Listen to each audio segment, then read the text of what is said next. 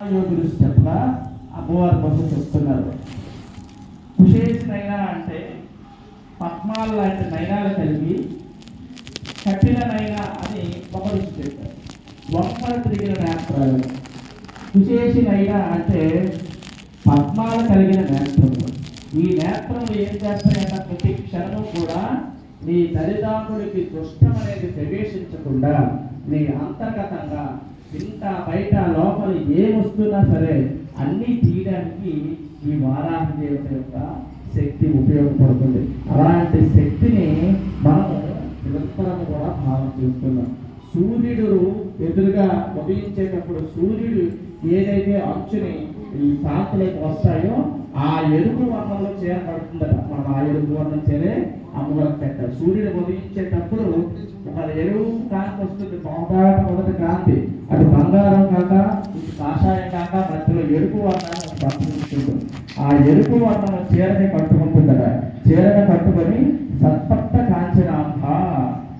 కాంచనాంబ అంటే బంగారం కరుగుతున్నప్పుడు వచ్చే ఛాయ ఏదైతే ఉందో తనకి నీలకాంత స్వరూపమైనా సరే అమ్మవారి యొక్క తేజస్సు ఎలా ఉంటుందంటే బంగారం కరుగుతున్నప్పుడు వచ్చే ఛాయ ఎలా ఉంటుందో అలా ఉంటుంది. సూర్య కళారూపిణి. ఈ సూర్యుడు యొక్క తేజస్సు ఆవిడ శిఖలోనే దాచుకొని ఉంటుందట.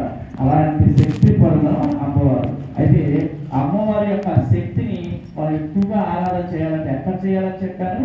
ఆజ్ఞా చక్రంలో చేయాల్సింది. బాగా మీరు గుర్తుపెట్టుకోవాలి. ఆజ్ఞా చక్రంలోనే పూజ చేయడానికి అమ్మవారికి విశేషం ఉంది. అది మంచి నామాలు చెప్పుకున్నాం. సరే, ద్వాదశ నామాలు చెప్పుకున్నప్పుడు ఒకసారి చెప్పుకుంటాం. అంతేనా? అమ్మవారు ఆర్తాలి, అనంత శక్తి స్వరూపిణి, ఆనంద రూపిణి. ఆర్తితో ఎవరైతే పిలుస్తారో అనంతమైన శక్తితో వాళ్ళ ఆనందపరుస్తుంది. వార్తాలి దుష్ట సమన సురూఢూర. ఎవరైతే దుష్టులు ఉంటారో వాళ్ళు దూరంగా పెడుతుందట వార్తాలి. కాబట్టి అలాంటి అమ్మవారి అంటే చెడు ఆలోచనలు, చెడు మాటలు, చెడు సంకల్పాలు ఏమున్నా అలాంటి వాళ్ళ అమ్మవారి తల్లిలో పాటించుకోదు. మంచి సంకల్పం, మంచి ఆలోచనలు, మంచి స్థితులు, మంచి జ్ఞానం ఉన్న వాళ్ళని తన దగ్గరే పెట్టుకొని నిరంతరం రక్షగా ఉంటుంది. ఈ ఒక్క మాట గుర్తుపెట్టుకోండి. మన ప్రవర్తన అనేది ఎలా ఉంటుందో దాన్ని బట్టి వారాన్ని వ్యవహరిస్తుందట. బయటికి తేని పరుగులు పరుగుతారు చాలా మంది. పరుగులు పలికి పాపం చేయవలసిందంత ఆలోచన అంతా చెడు ఆలోచనలు ఉంటాయి. కానీ మాట వాడేవారికి విన్నా మాకు తెలియకపోవచ్చు. కానీ లోపల సర్వశానలకి అధిపతి అయిన వారాహికి అన్నీ తెలుసు. కాబట్టి నీ మనసు ఎంత పవిత్రంగా ఉందో, నీ బుద్ధి ఎంత పవిత్రంగా ఉందో మనందరం కూడా చూసుకోవాలి. శ్రీమూర్తి ముఖ్యంగా గుర్తుపెట్టుకోవాల్సింది, మేము 9 రోజులు కూడా నిరంతరంగా చెప్తున్నది ఏంటంటే వారాహి దేవికి ఏది నచ్చుతుందో చేయండి. అదే శాశ్వతంగా చెయ్యండి. వారాహి 9 రోజులు అయిపోతే వారాహి లేనట్టు కాదు. 9 రోజులు ఆమె పుట్టిన తర్వాత 9 రూపాయలు మారి మహావారాహిగా నవ్వునాడు దశమనాడు ఒక అవతారాన్ని ఇచ్చి మనందరూ అనుగ్రహిస్తుంది. మామూలు రోజుల్లో సాధన చేసేదానికంటే ఇప్పుడు నవరాత్రుల్లో సాధన చేస్తే మనకి 1000 రెట్లు ఎక్కువ సాధన ఫలితం వస్తుంది.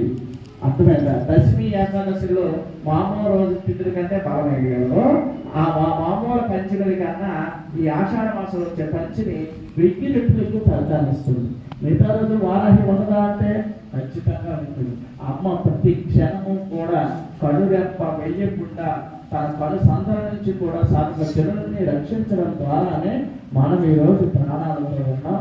మనం అందరం ఆరోగ్యంతో ఉన్నాం. మీరు ఆరోగ్యంగా మనం ఎందుకు లేదండి అంటే మీ యొక్క వ్యవహార శైలి మార్చినప్పుడు, మీ యొక్క ప్రవర్తనలో దుష్టము కనబడినప్పుడు, దుష్టం అంటే ఏదో చేస్తుంది కాదు, చెడు ఆలోచనలు వచ్చినా, మనసుతో బుద్ధితో చెడు ఆలోచనలు వచ్చినా ఆవిడ ఏం చేస్తుంది? దాన్ని కర్మ ఇచ్చేస్తుంది. వెంటనే ఆ కర్మే మనకు రోగం పరంగా వస్తుంది.